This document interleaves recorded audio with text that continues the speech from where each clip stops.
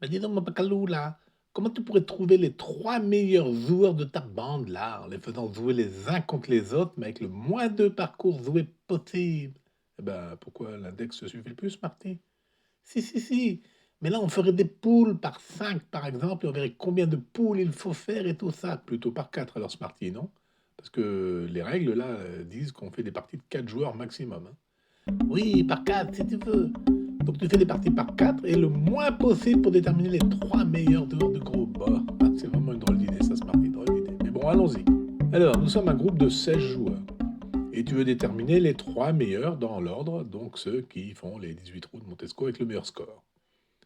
On va supposer ici que chaque joueur joue toujours son meilleur score, hein, d'un round à l'autre. Ben voilà, c'est fini. Tu prends les rounds de chacun et tu gardes les 3 meilleurs, mon Pacalou. Oui, mais on va supposer aussi qu'on ne connaît pas le score de chacun, Smarty. Sinon, ça revient à travailler avec des index, hein. Et c'est toi qui as dit, là, tu voulais pas utiliser les index. Oui, c'est vrai, j'ai dit ça, mon Pacalou. Alors donc, Smarty, nous allons considérer 4 rounds à 4 joueurs. Et à la fin de chaque round, nous allons obtenir un classement. Et s'il y a des ex aequo, mon Pacalou, ben on simplifie, Smarty. Pas d'ex aequo, tiens, allez. Ok, ok, mon Pacalou. Et tu continues comme ça. Et il suffit de faire jouer 5 joueurs contre tous les autres et tu auras ton classement final, mon Pacalou. Ah, mais ça va faire beaucoup, beaucoup de parcours, ça, Smarty. Il faudrait faire jouer tous les binômes de joueurs possibles. Chaque joueur va jouer contre les 15 qui restent.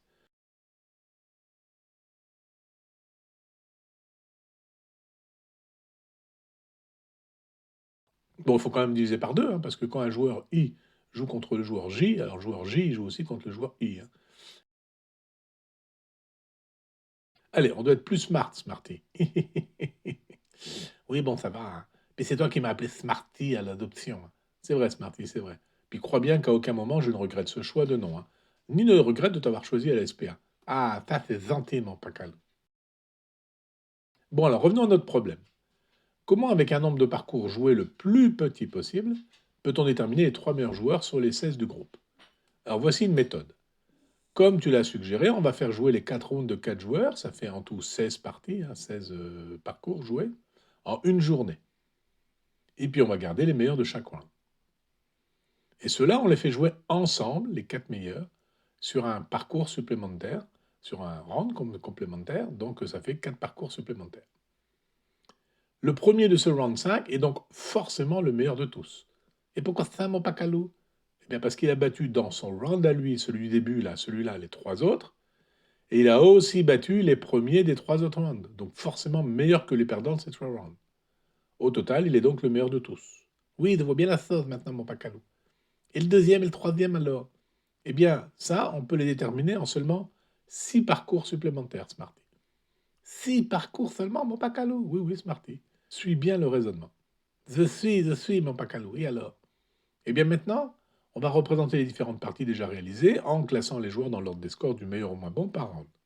Je mets des index, hein, pour que ce soit plus facile à les lire. Comme D1 a perdu le round 5, bah, les joueurs D2, D3 et D4 auraient aussi perdu car ils sont moins bons que D1, d'après le round 4 là. Donc je les élimine tous, y compris D1 bien sûr, hein. C1 est arrivé troisième du round 5. Donc les joueurs C2, C3, C4 du groupe C, le round 3 là, n'auraient pas fait mieux, car ils sont moins bons que C1. Allez, je les élimine aussi. Bon, A1 est le meilleur de toute façon, on l'a vu tout à l'heure. Plus besoin de le faire jouer, il est déjà le premier du podium. Alors A4, lui, il est arrivé dernier du round 1. Et il ne peut pas monter sur le podium non plus. Je l'élimine.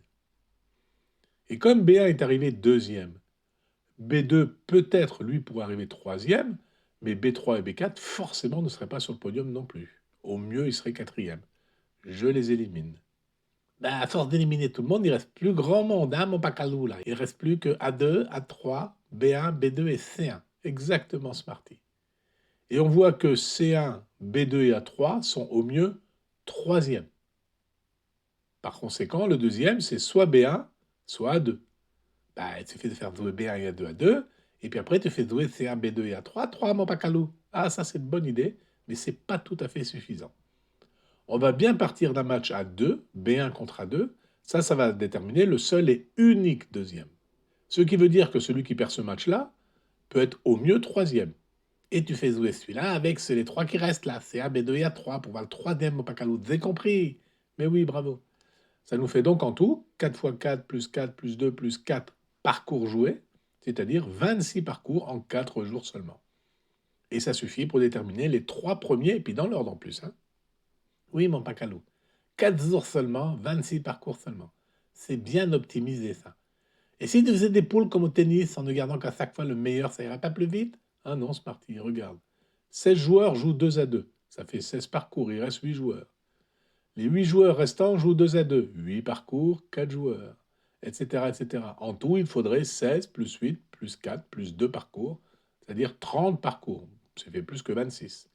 Et en plus, rien ne garantit qu'à chaque tour, on garde vraiment les meilleurs. Le raisonnement que nous avons tenu pour trouver 26 parcours montre donc qu'on ne peut pas faire mieux. Allez, c'est tout pour aujourd'hui et rendez-vous dans notre prochaine vidéo pour une nouvelle aventure physico-mathématico-golfique. Zéat, mon pacalou, zéat!